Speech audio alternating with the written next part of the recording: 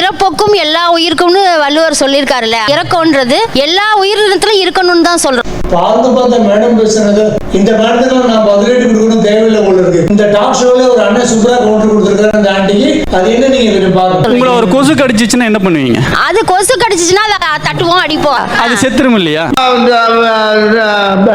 வந்து இப்ப நான் என்ன உங்களை சொல்றது? கரப்பா மூச்சு ஏன் கொல்றீங்க, ஏன் கொசுவை கொல்றீங்க? எனக்கு அதுக்கு பதில் சொல்லுங்க. அது உயிர் கிடையாதா? அதுவும் ஒரு உயிர் தான், இல்லைன்னு சொல்லல.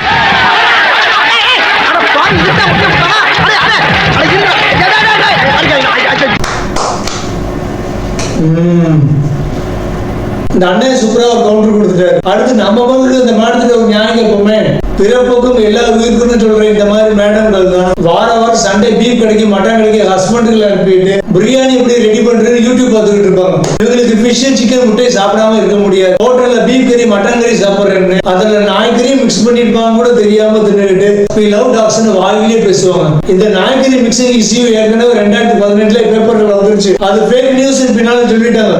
அப்ப அது ஃபேக் நியூஸ் சொல்ற வரைக்கும் இந்த டாக் லவர்ஸ் எங்க போனாங்கன்னு தெரியல, என்ன போராட்டம் பண்ணாங்கன்னு தெரியல. சரி, சாப்பாடு வேண்டாம், இவங்க யூஸ் பண்ற ஹேண்ட்பேக், சீப்பு, லிப்ஸ்டிக், பிரஷ், செருப்பு எல்லாமே மிருகங்களுடைய தோல், கொம்பு, பல்லிருந்து செய்யப்பட்டது தானே.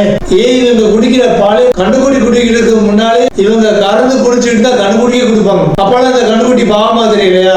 மிருகங்களுடைய தோல், கொம்பு, பல்லிருந்து செய்யப்பட்ட சாதனங்கள் எல்லாத்தையும் நல்லா யூஸ் பண்ணிக்கிட்டு பிறப்புக்கும் எல்லா உயிருக்குன்னு சொல்லுவாங்க. அதுக்கு மேலே சொல்லுவாங்க, மேடம் கொசு உங்களை கடிச்சா மலேரியா, டெங்கு வரும், நீங்க கொசு அடிக்கிறீங்க கொள்றீங்க. அப்ப நாய்களை கடிச்சா எங்களுக்கு ரேபிஸ் வரும், நாங்க நாயை கொள்ளக்கூடாதா?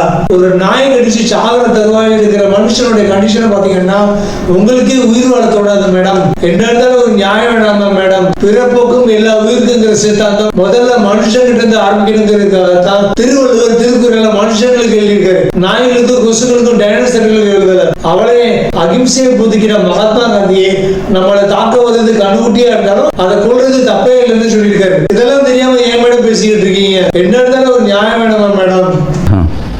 அதான் பதில்.